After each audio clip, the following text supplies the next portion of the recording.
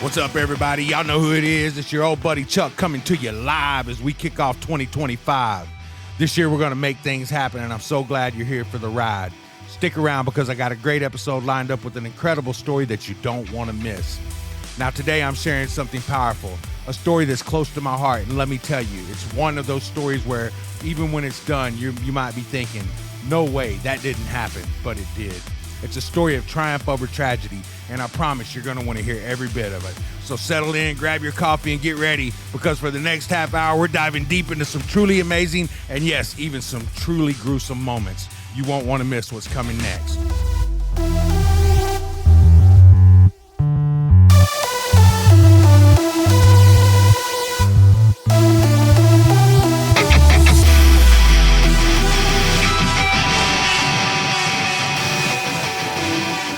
Hey guys, welcome back. So again, my name is Chuck. This is actually my first podcast. I want to start off by saying Happy New Year. I hope that you achieve everything you want to achieve this year. And I just want to say going into the new year, no matter what you're going through, just be strong. Be strong. Keep pushing, man. Keep pushing because there's a light at the end of the tunnel, and I promise it's not a train. So let me start off by saying this. Today I'm going to tell my story, but before I get started, I want to let you know that I am a recovered addict. I'm recovered. I'm no longer an addict. And the reason I say that is this. A lot of people who work 12-step programs are probably going to watch this video and they're going to look at me and they're going to say, yeah, he's doomed or he's going to fail, whatever the case may be. And you can think that if you want, but I've tried for many years to identify as an addict in the rooms and it never worked for me. The main reason I think it never worked for me was this. I want you to kind of consider this when you're thinking about whether you're an addict or not. And now I'm not telling you whether you need to call yourself an addict or not. If that works for you, then fine, keep doing what you're doing. But again, it never worked for me. And my viewpoint on this is if I'm a mechanic, I work on cars. If I decide to stop working on cars and go manage a restaurant, am I a mechanic anymore? If I am a checker at a grocery store and I quit that job and I get a job waiting tables, am I a checker anymore? If I'm a doctor and I work on patients and I see patients, for 20 years and all of a sudden I decide to retire from that and now I become a golfer, do you look at me as a doctor anymore? Sure, I have the credentials, but that's not what I'm saying. Am I a doctor? No, now I'm a golfer. So when I look at addiction and I look at the term addict, I think of an addict as someone who does what addicts do. And what do addicts do? Addicts and alcoholics, they drink and get high. I no longer drink and get high. I don't have a desire to drink and get high, and I will not drink and get high. Today, I am recovered. I am a servant. I am a disciple. I worship God. I'm a leader in a church. And, a lot of people like the term Christian. Jesus never preached Christianity. He preached discipleship. So when I look at myself, I call myself a follower of Jesus and a disciple. Because of old habits, I tend to call myself a Christian sometimes, but I really don't consider myself a Christian. I consider myself a disciple. But that's me just squirreling out right there. So let me get back to what we're really here for. So today, I'm going to do this in 3 parts, and you're going to have to watch all 3 parts to get the whole story, but I'm going to share my story with you. When you're hearing my story, I don't want you to look at my story and look at me as a victim because I'm anything but a victim today. I'm anything but a victim today.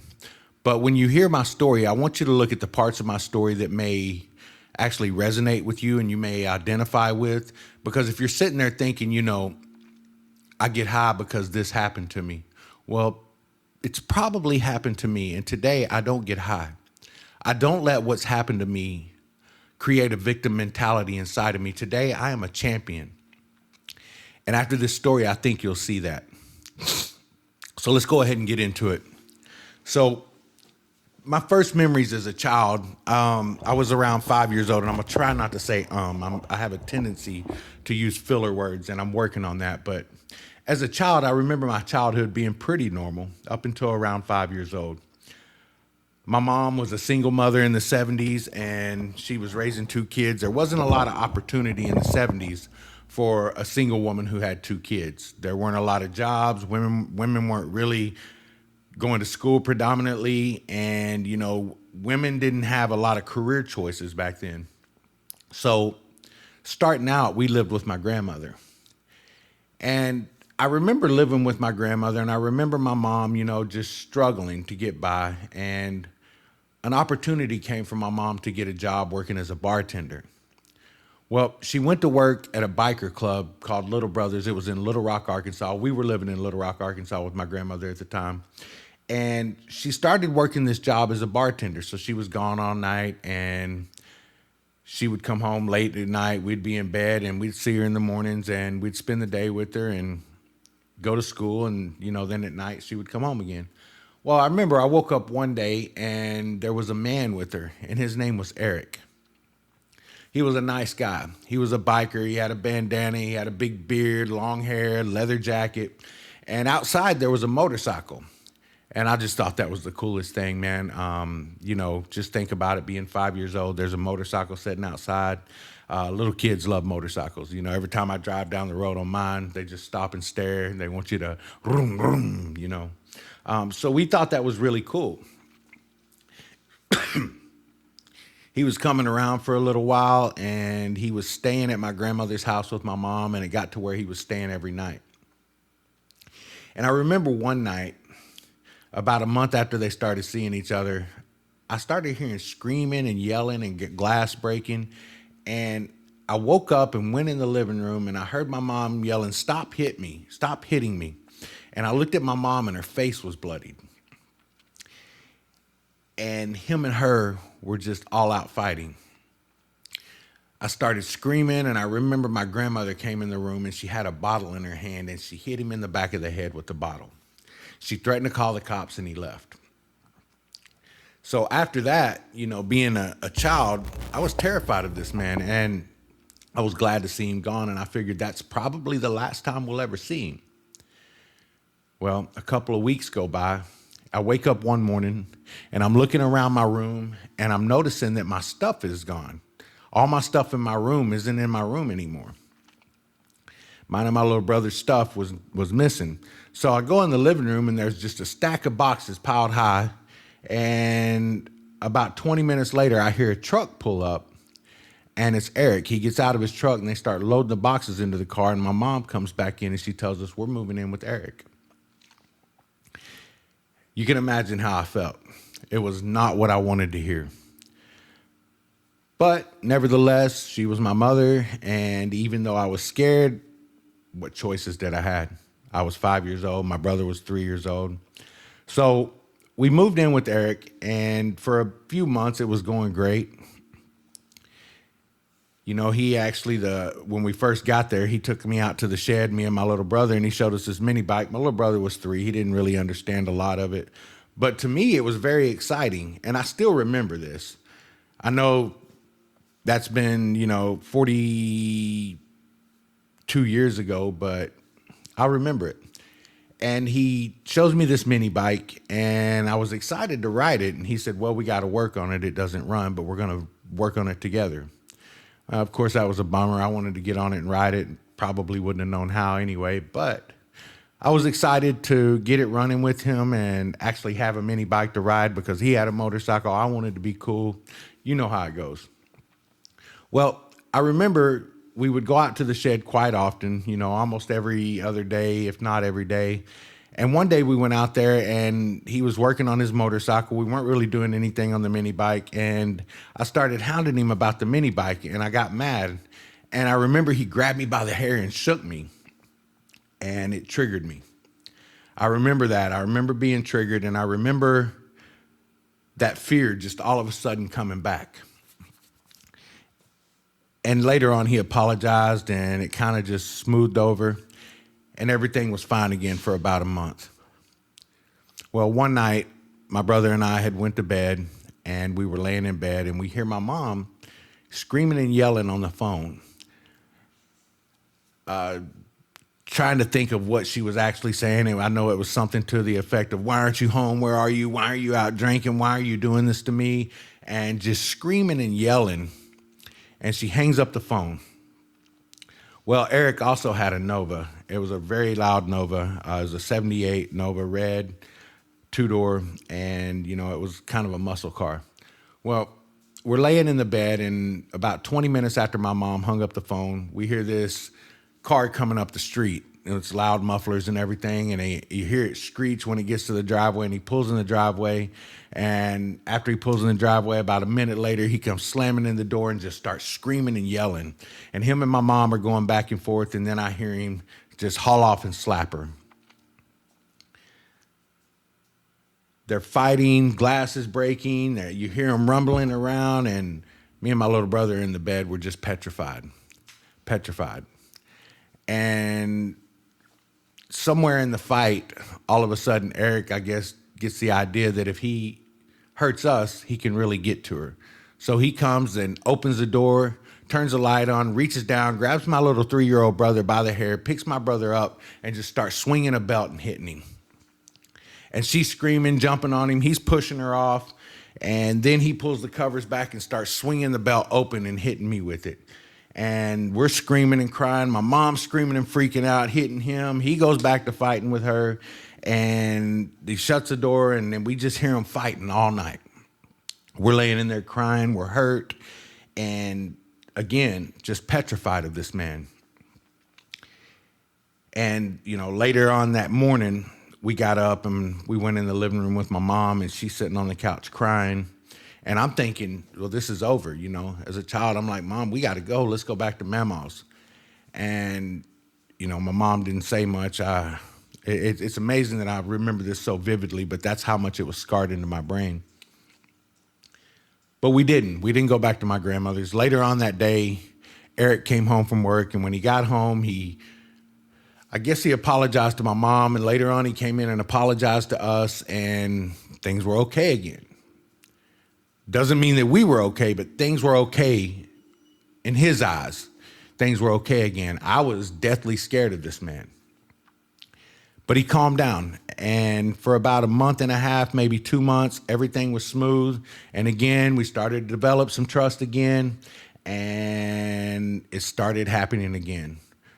But this time when it started happening, it wasn't him coming home from the bar and attacking my mother. It was my mother waking us up in the middle of the night and driving to the bar in the Nova, because he would take his motorcycle up there. And this bar, it was called the Playpen. They called it the Pigpen. It was a biker strip club. And I remember pulling up to the bar one night, and my mom going in the bar. She was in her robe, and they come out fighting in the parking lot. And his friends come out and was trying to calm him down and got him in the car. And he actually made her get in the passenger seat, and he drove home. Well, let me just kind of give you an idea where we lived. We lived in a place called Shannon Hills, Arkansas. The roads were windy, and we would go around the corners, and he was just getting it. And I remember we come up to these railroad tracks, and it was like a hill. And when he got close to him, he hit the gas, and we'd actually launched like Dukes of Hazzards. And when the car landed, I remember the car bouncing side to side. I thought we were going to die. But that actually went on and on and on. And, it wasn't every time that he drank, he would come in there and beat on us. But it got to a point where, we didn't know. We were terrified of the man. But we did expect him to come home, especially once or twice a week, to fight with my mom. And he was very, very abusive. So moving forward, that went on for about 6 months, and then we decided we were going to move. And we moved to a place that had a woodshed out back. We lived down a 5-mile dirt road, and then you got to our driveway, and our driveway was a 1/4 mile long. And our closest neighbor was probably 1.5 miles to 2 miles away. Well, when Eric would leave, he would give us the chore of cleaning the yard, and our front yard was probably 2 acres. And there wasn't trash in the yard. What he expected was us to pick up grass blades and sticks and twigs, anything in the yard. The yard had to be immaculate, and you could never get it done. It was an impossible job. But he just was mean. He was just like that. So He would come home, and if we wasn't cleaning the yard when he got home, we would go out behind the woodshed. He would pull his belt off, and he would just beat us. If we were working when he got home, he would come home, he would get us out of the yard, send us to our room, and have us doing homework. That was pretty much our life. We'd be in our room doing homework, and then they'd call us out to dinner. I remember many times I said I wasn't hungry because I didn't want to sit at the table with him. Because he had gotten to a point where if you were at the table and he got an attitude, he would just backhand you out of your chair. And my mom had been beaten so much she was broken, so she had gotten to a point where she wasn't saying anything. It was really a horrible situation. That went on for probably a year, and then we decided to move again, and we moved to a place called Landmark in Arkansas. It was still out in Shannon Hills, but we moved to a place and it had a barn. Well, we used to go to church, and we would get on the church bus on Sunday mornings, and when we'd come home, we'd get off the church bus, and my mom would take my little brother shopping in town. And by around this time, I was probably 6, and my stepdad would stay at home with me. But every time he would stay at home with me, he would find a reason to start beating on me. And it got worse and worse till one Sunday I was actually getting off the church bus, and I looked at the youth pastor and I said, when I get off this bus, this man is going to beat me. And the youth pastor looked at me. He was the one who drove the bus, and he looked at me and said, "I'm sorry." And that's when I started hating Jesus. I remember going back to church and I heard Jesus loves the little children, and I was thinking in my head, well, not me. Jesus doesn't love me. If he did, why would this happen to me? Where's Jesus when I need him? So I'm gonna back up a little bit. So before we moved to this house with the barn, I want to come back to this because there's a part that you're gonna want to hear. But before we moved to this house with the barn, I started developing these strange tics. I would draw up, my jaw would move, and I would have these facial movements. And my mom actually took me to see a doctor. And the doctor diagnosed me with having Tourette syndrome. So he put me on Haldol, Tofranol, and Ritalin. And if y'all don't know what those drugs are, Ritalin's an amphetamine. I believe that Haldol is an antidepressant and Tofranol is an anti-psych med. But I was supposed to have Tourette syndrome, so I'm not sure what those medicines did for Tourette syndrome, but they didn't help me at all. They just really had me spun out. So back to the place with the barn. Well, we're living in this place with the barn, and I remember Eric would beat on me, and then before my mom got home, he would threaten me, and he'd say, if you tell her, I'm going to kill you, and I'm going to kill her. And that scared me, man. That scared me. And so after he'd do that, he would give me a beer. So I'd sit there and drink a beer. I would be all bruised up and beat up under my shirt because he never would really get us on our arms or legs where we were wearing shorts or our face once we got a little older and got to go into school where anybody could see it, but we would be bruised up under our shirts. And if he whipped us with switches, we had to wear pants because he would cut the blood out of us. Well, there was this one Sunday where we had gotten off the church bus. And again, I was telling the youth pastor, please take me with you. Don't leave me here. I'm scared. And he didn't do anything. Again, further turning me against God. So I get off the bus. My mom leaves with my little brother, takes him shopping. They go to Safeway in Little Rock. And Eric starts beating on me immediately. He starts punching me. This time he was punching me in the face. He was kicking me in the ribs when I was down, and I believe it was summertime, and I believe that's why he got a little loose because now he could hit me anywhere he wanted. And he beat me so bad that he thought he killed me, so he took me to the barn and started digging a hole in the barn. And he started to put me in this hole, and he was shoveling dirt in on top of me. Well, I remember choking, and I remember choking and dirt was coming out of my mouth, and I guess he realized I wasn't dead, so he picked me up by my hair, threw me against the wall, and then walked out of the barn. Well, later on, my mom come home, and I'm freaking out, and she's starting to figure out what's going on, and she slips me a Valium. Later on, she's giving me weed through a power hitter, and I'm smoking weed. I'm on Valiums. I'd been drinking beer with Eric. I'm on Haldol, Torphenol, Ritalin. And you can just imagine being 6 years old, 7 years old, where my head was. I was spun out of control. It was horrible. Well, Eric continued to abuse us. He continued to take us out to the barn, but it started to get to where my mom started to realize what was going on. So instead of leaving me with him on Sundays, I started going shopping with them too.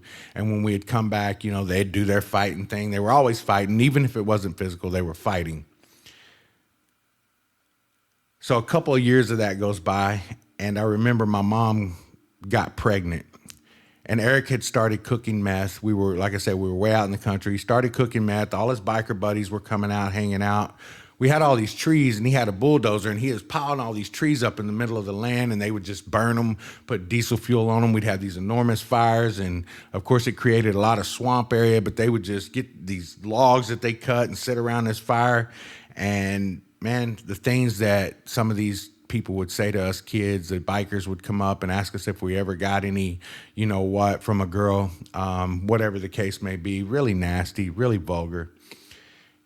And they were cooking meth though. And then I remember we had a clubhouse on this property, and my uncle had married this lady named Pat. So I had these two cousins, Danny and Randy. Well, Danny was 15 at the time and Randy was 13. And I remember being in the clubhouse one day and Danny coming out, and he said, "Hey, I got some acid." Well, we called it acid because they cooked it with acid. So that's all we knew it to be was acid. That's what we thought acid was. But it wasn't acid. It was crystal methamphetamines. And the first time we actually snorted it. But a couple of weeks went by, and Danny come over one day, and he had some of this stuff rigged up and some insulin syringes, and he had learned how to shoot dope with his mom. Well, he asked us if we wanted to do it, and my little brother was like, no. My little brother was 7. He's like, no, I don't want nobody to stick me with a needle. And I said no, and then he called me a chicken. So once he called me a chicken, I put my arm out. And I put my arm out, he hit me, he hit the vein, put it in me, and man, I fell in love. 9 years old, shot dope for the first time, and I fell in love. Well, let me back up a little bit more. I know that I'm kind of jumping back and forth. From some of these beatings, when I would go see a doctor, they'd started me on codeine syrup too, because my mom told them I fell or whatever the case may be, and they would give me codeine syrup. So I was also hooked on codeine. I forgot to throw that in there a while ago. I just wanted to circle back and tell you. So I'm on codeine. I'm hooked on codeine. I'm on amphetamines. I'm on anti-psych meds. I'm on antidepressants. Drinking alcohol, I'm smoking weed. My mom's giving me benzodiazepines, 7 different drugs. I'm 9 years old, and this is happening very frequently, and I was a full-blown addict at 9 years old. Well, that went on for 2 years. The abuse went on for 2 years. And in school, man, I was a wreck. I was a complete wreck. You know, I'd go in and tell the principal, I'd say, I got kicked out of school one time, and I told the principal, I said, if you send me home and kick me out, my stepdad's going to beat me. And he's like, well, that's his prerogative to discipline you. I'm not sure if he knew the extent, but I literally was trying to explain it to him, and he just told me to leave the office. So I had to leave the office. But yeah, so I think I'm going to stop it right there, guys. I'm going to go ahead and do the second episode, and I'll post it once I get some traction on this one. If you want to hear the rest of the story, it gets worse before it gets better, and there's a whole lot of stuff coming up. But I just want to thank you guys for tuning in. Again, don't look at me as a victim today. I'm just telling you my story. I want you to understand that there's nothing you can't get through. Nothing that has happened to you that shouldn't make you stronger. You can let it victimize you, or you can let it create victory in you. Today, I'm a victor. I'm no longer a victim, and I let it victimize me for years. But I am going to tell the rest of this story, so I hope you'll tune in to the next one. I love you. God loves you. There's nothing you can do about it.